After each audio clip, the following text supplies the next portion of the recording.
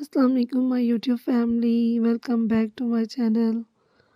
मुझे उम्मीद है कि आप सब ठीक होंगे और मैं भी अल्लाह पाक का करम है कि ठीक हूँ। बस थोड़ा सा गला ख़राब है, लेकिन तब भी आपके लिए वॉइस ओवर कर रही हूँ। तो प्लीज़ मेरे चैनल को लाइक कीजिएगा, सब्सक्राइब कीजिएगा और ज़्यादा से ज़्यादा इसे शेयर कीजिएगा। अब ये देखें कि एपिसोड रोज़ाना आ रही है, तो प्लीज़ मेरे चैनल को सब्सक्राइब करें। आपकी सपोर्ट की मुझे बहुत ज़रूरत है, वरना मैं नाराज़ हो जाऊंगी। जब आपके लिए इतनी मेहनत की जाती है और आप सिर्फ पढ़ के इसे सब्सक्राइब नहीं करते, तो कितनी गलत बात है ना। चलो, किस्त पढ़ने से पहले जल्दी से सब्सक्राइब करो, ताकि ये किस्त का सिलसिला रोज़ाना की बुनियाद पर चलता रहे। तो मैं चलें स्टार्ट करती हूँ एपिसोड। जैसे कि आपको मेरे चैनल का नाम तो पता ही होगा, queen of novel Muntaha Chauhan, Asir इश्क, एपिसोड 30 पार्ट 1, जो कि मैं अभी पढ़ने लगी हूँ। आप सुनिए और इन्जॉय कीजिए। मुझे यकीन है कि ये एपिसोड आपको बहुत पसंद आएगी, तो मुझे प्लीज़ कमेंट्स में बताइएगा। चलिए मैं स्टार्ट करती हूँ।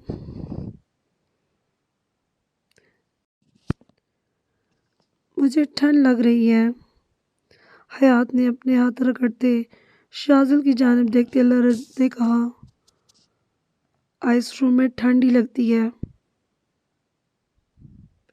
गर्मी लगने से तो रही। शाजिल के तंज पे हया ने बेबसी से बंद दरवाजे को देखा और उस वक्त को कोसा जब बबलू की इत्तला पे वो आज यहाँ पहुँच गई थी। सिर्फ अपने न्यूज़पेपर के लिए एक तगड़ी खबर हासिल करने के शेयान सानी जाना माना बिजनेसमैन था, और उसके खिलाफ अगर कोई भी ऐसी खबर मिल जाती तो उनके चैनल और न्यूज़ के लिए बहुत धमाकेदार साबित होनी थी। और यहाँ तक पहुँचने में बबलू के दोस्त रमीज़ ने उसकी मदद की थी, लेकिन वो पकड़ी गई, जिस वजह से वो वहाँ से खौफ को बचाती भागते हुए इस रूम में पहुँच गई। और बदकिस्मती के रूम के अंदर आते ही बिना सोचे समझे दरवाज़ा लॉक कर दिया। हया गहरा सांस खारिज करती वहीं दीवार के साथ टेक लगा के बैठ गई, जबकि शाजिल इर्द गिर्द मौजूद कोई दरवाज़ा कोई विंडो ढूंढ रहा था। और सब जगह देख लेने के बाद वो भी थक हार के वहीं हया के बिल्कुल सामने दीवार के साथ टेक लगाए बैठता हया को लरज़ते देख रहा था। क्या कोई रास्ता नहीं यहाँ से निकलने का? अपने ख्यालों में गुम वो सर्दी से कांपते पूछने लगी। शाजिल ने महसूस किया वो बुरी तरह कांप रही थी। नफ़ी में सर झटकते अपनी जैकेट उतारते उसे थमाई। इसे पहन लो। हया की सवालिया नज़रों के जवाब में वो संजीदा लहजे में बोला। हया ने इससे जैकेट लेते पहन ली। कुछ लम्हे में उसके जिस्म को गर्माइश मिली। हया ने सुकून से आंखें मूंदी। शाजिल अब वहीं उसके पास बैठ गया। حیات تمہیں یہاں نہیں آنا چاہیے تھا۔ شازل کے ماتھے پہ بل پڑے تھے۔ حیا نے اس کی جانب رخ کیا۔ شاید ہمیشہ ہی میں غلط کر جاتی ہوں، ارادہ ایسا ہوتا نہیں، لیکن تم سچ کہتے ہو۔ میں جب سے تمہاری زندگی میں آئی ہوں تب سے تمہارے لیے مسئلے کریٹ کر رہی ہوں۔ وہ کیا کہتے ہیں، بہت انلکی ثابت ہو رہی ہوں۔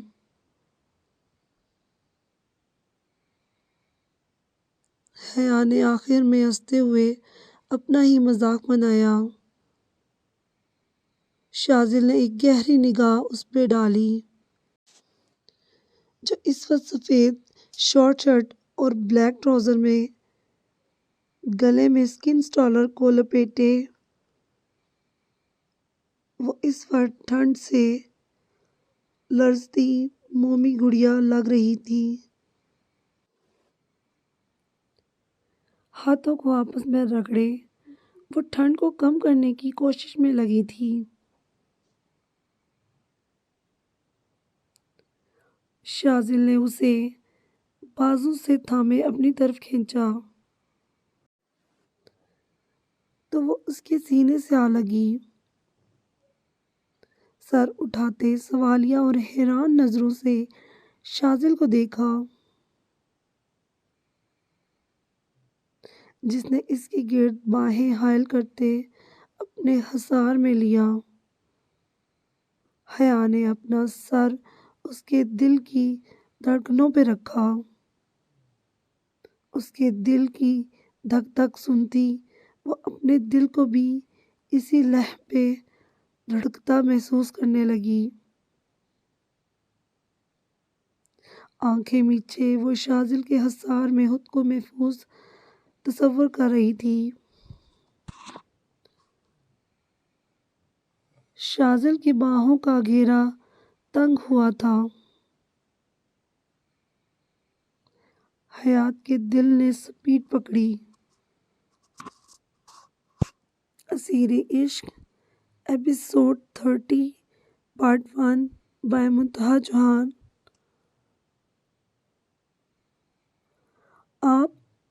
آپ کو کس نے کہا؟ ہم نے یونیورسٹی میں ایڈمیشن لیا ہے۔ اپنی آنکھوں کو بڑا کرتی وہ حیرت سے پوچھ رہی تھی۔ جس نے بھی بتایا، تم یہ بتاؤ، مجھ سے اجازت لیے بنا تم؟ نہیں دارم سائیں، جی سچی، آپ جو مرضی قسم لے لیں، ہم نے نہیں لیا، نہ ہمیں پتہ ہے۔ ایزا آنکھیں پٹ پٹا کے کہتی، بہت معصوم سی اپنی بے گناہی ثابت کر رہی تھی۔ اچھا، میں کیسے مان لوں؟ دارم کے ہاتھوں کا لمس اس کی کمر پہ بکھیرنے لگا تو ایزا کا سارا کانفیڈنس کہیں دور جا سویا۔ وہ ہم اب وہ کچھ بول ہی نہ پائی۔ دارم کے ہاتھوں کا بے باک لمس ایزا کی بولتی بند کر گیا تھا۔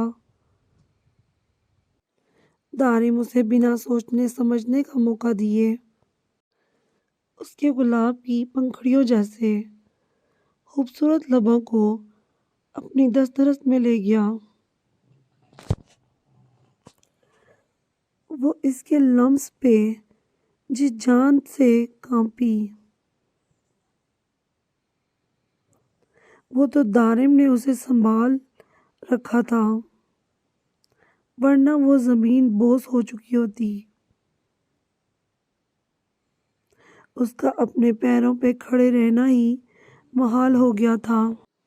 پیچھے ہٹتے اس کا بے باک نظروں سے جائزہ لیا۔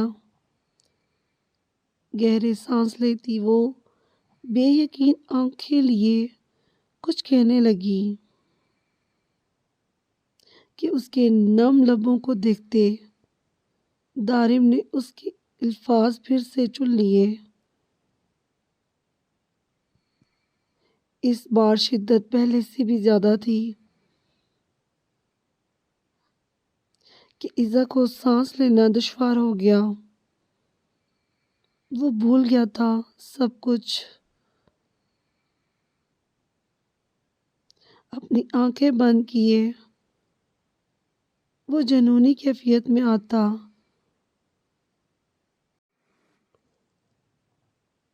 نازک اندام سے ایزا کی سانسیں چرا گیا۔ اسیر عشق ایپیسوڈ 30 پارٹ 1 بائی منتہا چوہان۔ حیا کافی وقت گزر گیا تھا انہیں وہاں بیٹھے، کوئی بھی تو ابھی تک اس طرف نہ آیا تھا۔ شاذل نے حیا کو پکارا جو بالکل چپ سی ہو گئی تھی۔ شاذل نے اس کا سر اوپر کی طرف اٹھایا لیکن وہ پھر سے شاذل کے ساتھ چپک گئی۔ شاذل کے پورے جسم میں کرنٹ سا دوڑا۔ وہ بہت ہی نزدیکی بنائے اس کے ساتھ چپکی تھی۔ شاذل نے اسے پکارا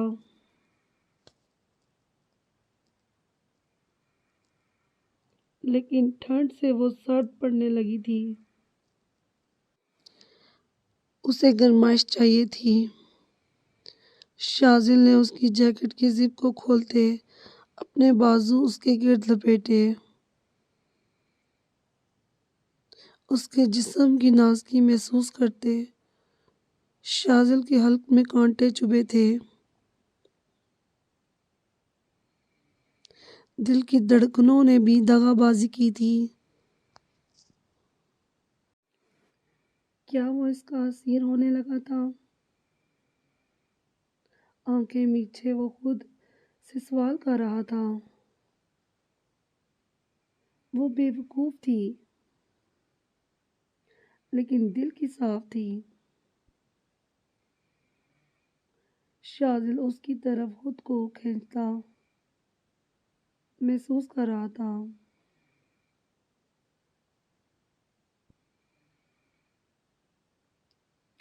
حیا اوپن یور آئیز۔ شاذل نے اس کے گال پہ تھپکی دی۔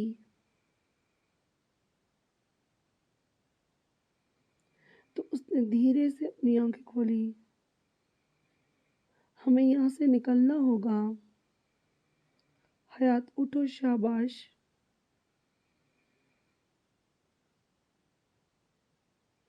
شاذل نے خود اٹھتے حیا کو بھی سہارا دیتے اٹھایا تھا جو لرزتے ہوئے ہی سہی لیکن اپنے پیروں پہ کھڑی ہو گئی تھی۔ شاذل نے آگے بڑھ کے ڈیپ فریزر کو ایک بار پھر سے چیک کرنا شروع کیا کہ اچانک اس کی نظر ایک بہت بڑے ڈیپ فریزر کی جانب اٹھی جو الگ سے بہت پیچھے کر کے رکھا گیا تھا۔ شاذل اس کی طرف بڑھتے اسے کھولتا حیران نظروں سے اس فریزر کو دیکھ رہا تھا جو حقیقت میں ایک باکس تھا جسے باہر سے ڈیپ فریزر کی شیپ دی گئی تھی اور اس میں ہی تھا وہ اسلحہ اور ڈرگز۔ شازل نے لب بھینچے گہرا سانس خارج کیا۔ کیا جگہ بنائی تھی انہوں نے ان کو چھپانے کی۔ شازل دل ہی دل میں داد دینے لگا۔ یہ وائٹ پاؤڈر اس پیکٹ میں۔ حیا اس کے قریب آتی اس کے ہاتھ سے پیکٹ لیتے ہوئے بول رہی تھی کہ سامنے ڈھیر سارا اسلحہ دیکھ زیان تالوں کے ساتھ جا چپکی۔ یہ تو ہم شازل نے وہ سارا اسلحہ باہر نکالنا شروع کیا، جبکہ حیا اس کی دیکھا دیکھی دوسرے فریزر کھولتی دنگ رہ گئی۔ وہاں کافی تعداد میں ایسے فریزر موجود تھے جن میں ڈھیر سارا اسلحہ اور ڈرگز تھے۔ عادل یہ سب وہ مارے حیرت کے بول نہ پائی، جبکہ شازل اس کے پیچھے کھڑا ہوتا وہ سب دیکھ چکا تھا۔ لیکن اس وقت آئس روم کا ٹمپریچر -ڈگری پہ جا رہا تھا، جو ان کے لیے انتہائی خطرناک تھا۔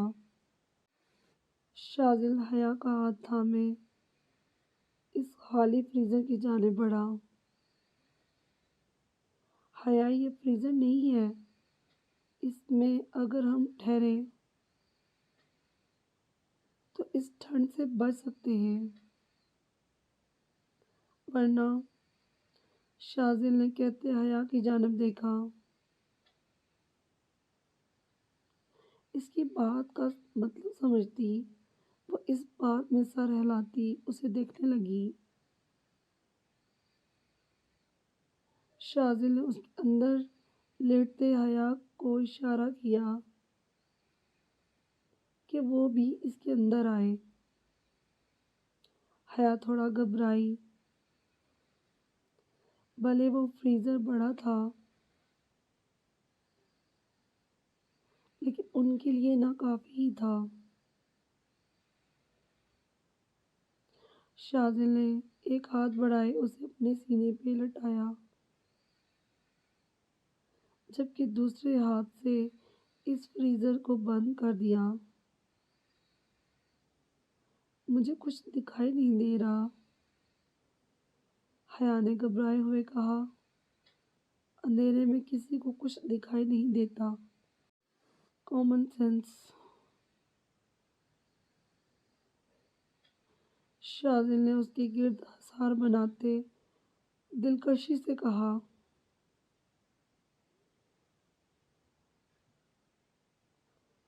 اس کے نازک سے وجود کو اپنے وجود کا حصہ بنے محسوس کرتے شازل نے اپنا حصار مزید تنگ کیا،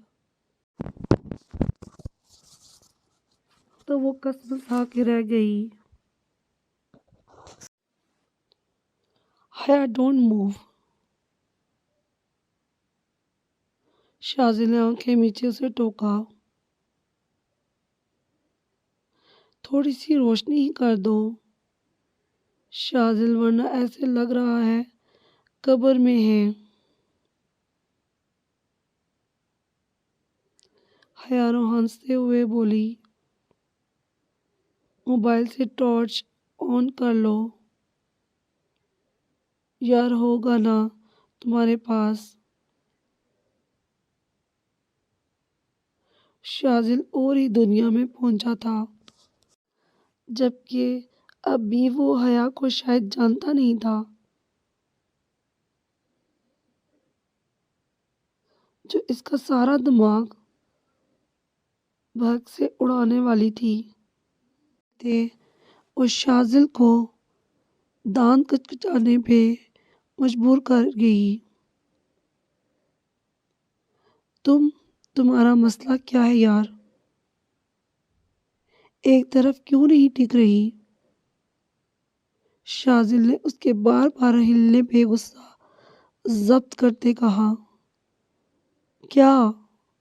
خود ہی تو کہا۔ جیکٹ سے موبائل نکال دو۔ اب اس کے لیے میں ہلوں بھی نہ۔ وہ اس کے سینے سے سر اوپر اٹھائے ماتھے پہ بل ڈالے بولی، اس ٹھنڈ سے بچنے کے لیے وہ دونوں اس وقت ڈیپ فریزر میں گھس تو گئے تھے، لیکن اب بری طرح پھنس گئے تھے۔ میں نے اس بند موبائل کا اس وقت کرنا کیا ہے؟ تم سے تمہارا موبائل مانگ رہا ہوں یار۔ شاذل اس کی عقل پہ افسوس کرتا ہی رہ گیا۔ میرا موبائل تمہاری جیکٹ میں کہاں سے آ گیا؟ حیات دبی دبی آواز میں دانت چباتے بولی۔ وہ ابھی بھی مسلسل ہلتے جلتے جیکٹ سے موبائل نکالنے کی ناکام کوشش میں لگی تھی۔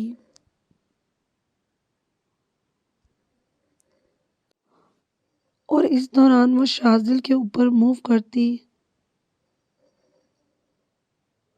اس سے اچھا خاصا زچ کر چکی تھی۔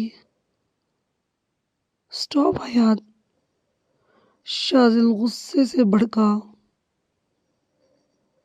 اگر تم ذرا سا بھی ہلی تو میں تمہاری جان لے لوں گا۔ اسے رکنے نہ دیکھ کے وہ بالآخر چلایا، وہ موبائل۔ حیا دھیرے سے منمنائی، میں خود نکال لوں گا، تم اب بالکل نہیں ہلو گی۔ حیا کی نزدیکی شاذل کے جذبات میں بری طرح آگ لگا چکی تھی، اور اس بات سے بالکل انجان وہ اپنے ہی کیے جا رہی تھی۔ شاذل کے ہاتھ اب جیکٹ سے اس کے اندر کی طرف سرکے، اس کے جسم کے ساتھ ٹچ ہوئے تو حیا کھلکھلا کے ہنس دی۔ اس کے کھلکھلانے کو محسوس کرتا شاذل گنگ ہوا تھا۔ پلیز، وہ ہنسے جا رہی تھی۔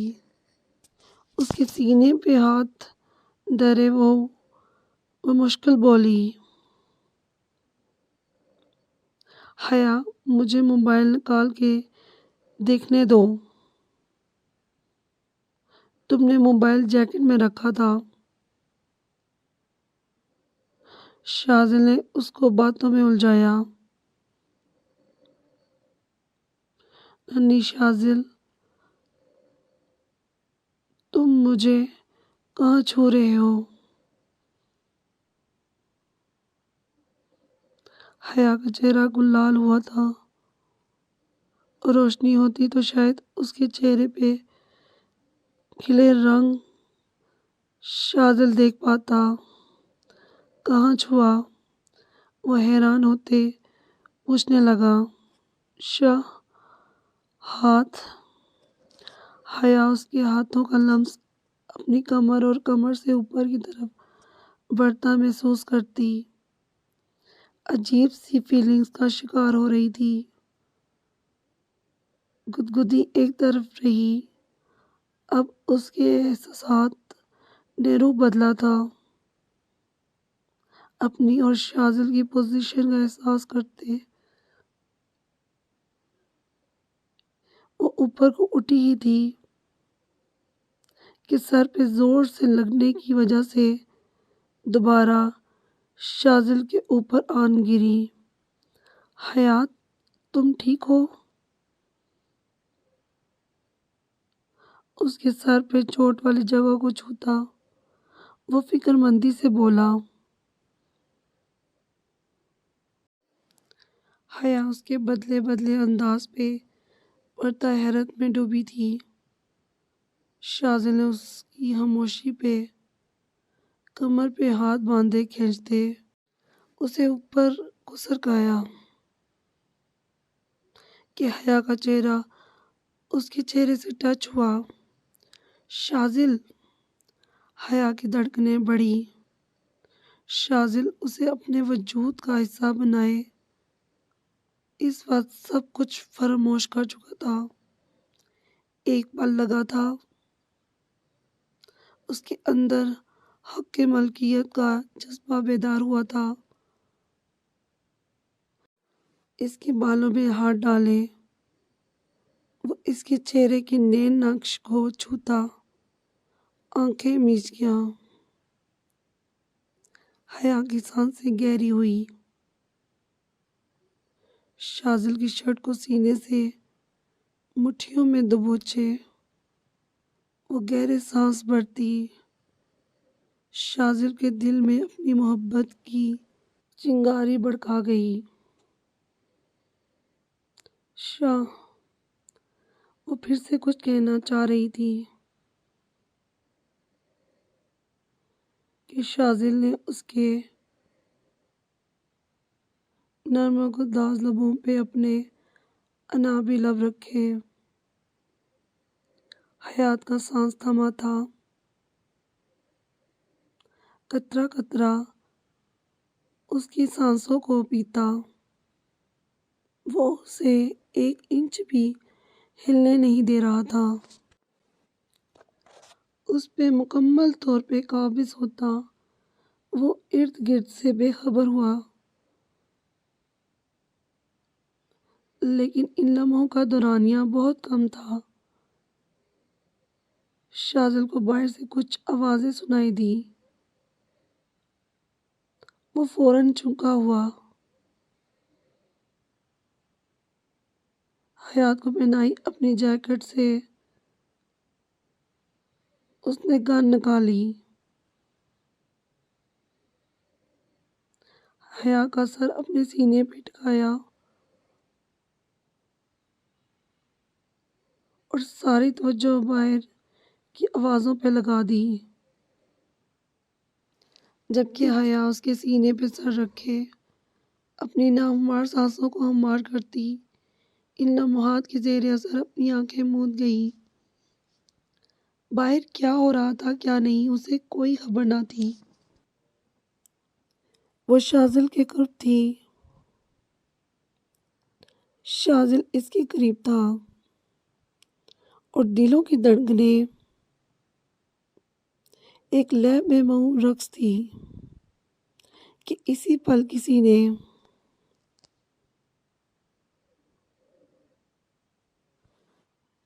اسیر عشق ایپیسوڈ 30 پارٹ 1 بائے منتہا جہان۔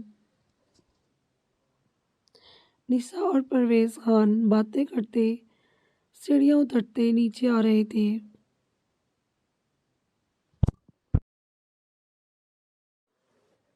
کے سامنے ڈائننگ ہال کا بدلا نقشہ دیکھ کے ایک پل کو ٹھٹک کے رکے۔ مختلف انواع و اقسام کی مٹھائیوں کے ڈھیر سارے ٹوکرے دیکھ وہ ایک دوسرے کو حیرت سے تکتے وہاں نیچے آئے۔ شہنواز خان وہاں پہلے سے موجود تھا۔ لالا یہ سب؟ ابھی پرویز خان کے الفاظ منہ میں ہی تھے کہ ڈائننگ روم کے دروازے سے اندر آتی ہستیوں کو دیکھ ان کے باقی کے الفاظ لبوں پہ ہی دم توڑ گئے۔